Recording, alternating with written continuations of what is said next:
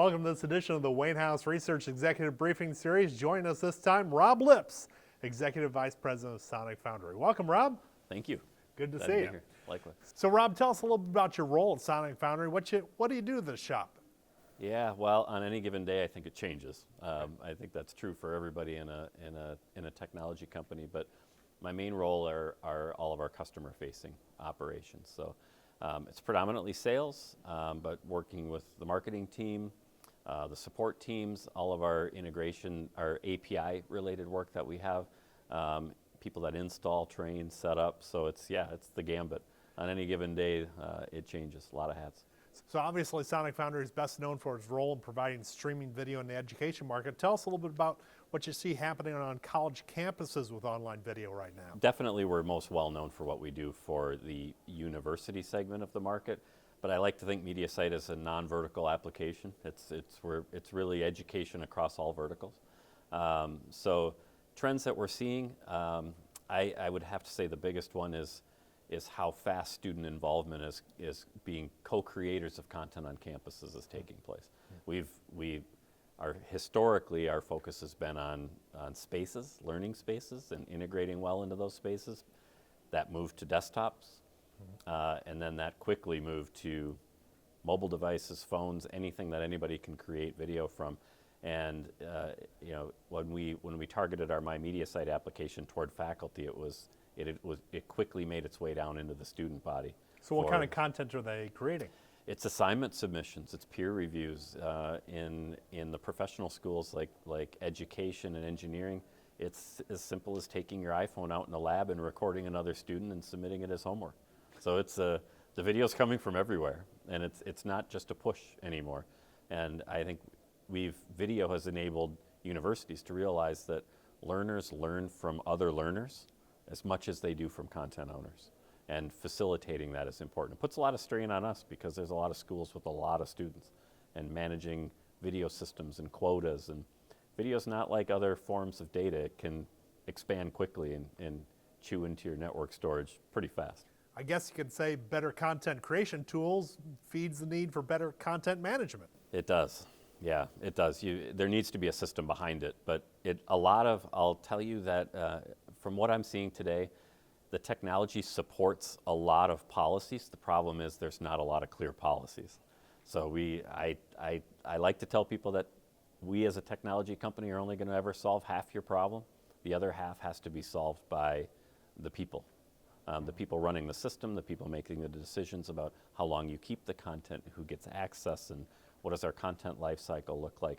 These are questions that need to be answered outside of the tech so that those policies can be modeled in the tech. And I think more and more now universities deal with that when they end up having a capacity issue of some kind. Either a network capacity issue or a storage issue. And the policies become important. And in a decentralized environment where faculty are truly content owners, a clear policy helps the administrative side of the house and the academic side of the house understand what their mutual mission is. So beyond the collegiate campus, you folks are also doing quite a bit of work on the corporate campus. Tell us a little bit about the use of Sonic Foundry and MediaSite tools and technology on the enterprise side. It's education, and I don't think people realize how many corporations use learning management systems. They're prolific. It's not just SharePoint as a content management system. There's a lot of learning management systems being used for training, particularly in large organizations. Our strategy has been certainly to address that need with our core product, but our entrance or our entree into corporate has been around organizations that do events. Mm-hmm. And we have a very fast-growing MediaSite events team that goes out and they record VMware, Autodesk, Citrix, a number of events for companies that do conferences. A lot of corporations save their best content for conferences and for when they're in front of their customers. So we've helped them create durable objects of what goes on at those events and allow them to use that and extend the life cycle of that content. So that's somewhat unique to us. There's not a lot of video companies that have the infrastructure and the workflows to go and record 80 rooms simultaneously across 9 hotels over 4 days and get 2,000 hours in a week. That's a lot of content in a multi-purpose environment. like we're in today. Yeah, it's a very short period of time to do a lot of work, and you got to have an industrial grade solution to make it happen. And you have to have a strategy for what you're going to do with the content. The content doesn't distribute itself. There has to be thoughts around what you're going to do with it. But you know, conferences are big investments, and we're talking from our media site user conference in Madison, Wisconsin. It takes a lot to pull it together. So having a strategy for the content that comes from that's a good thing. So in addition to the events, you're also enabling video conferencing with Media Site Join. Tell us a little bit about that. We are, yeah, and increasingly there's a lot of infrastructure out there that is video conference infrastructure or unified communications. So not, you know, I think the corporate enterprise is trying to figure out what types of those communications should we be recording. And we had a great conversation with you at Enterprise Connect about this very topic.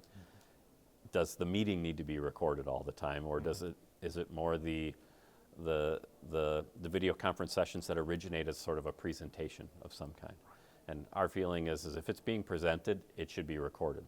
Meetings, you know, I think people are still trying to figure it out. We've enabled it with Media Site Join to allow to seamlessly add Media Site to a web conference or a video conference and create a streamable object out of that. And the technology's there to do it. I think the corporate enterprise is working their way around trying to figure out which of our use cases within unified communications and collaboration are we actually going to record and want to stream.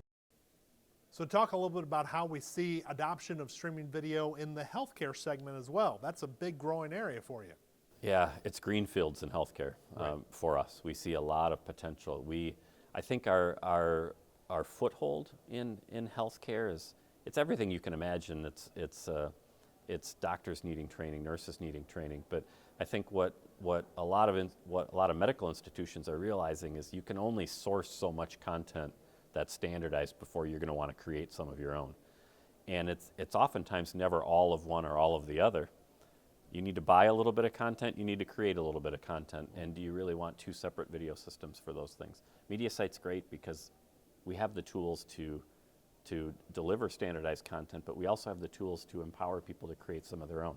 And we have workflows to review content that gets created, which in medical education, you know, what you're watching, is it right? Is it peer reviewed? Is it ready for prime time or not? So those workflows are inherent in MediaSite, and they've been quite popular in health. And there's a lot of investment in health, some of it driven by electronic health records deployments and such. I think anywhere that you find a lot of knowledge being transferred, there's a role for Sonic Foundry and MediaSite. And it's happening in health. It really is. And some of it is regulatory, and some of it is a shifting focus toward patient outcomes. And patient interaction should not be excluded from video originating out of healthcare. There's a tremendous opportunity to inform patients. And hospitals and healthcare organizations talk about community partnerships to try to improve the overall health of the community. And outreach with video and prevention, and you know, an ounce of prevention, as they say. So video can help a lot with that. And Rob, thanks for taking the time to visit with us. We enjoyed the discussion. Thanks a lot. Appreciate it. Thanks for coming. Take care. You bet.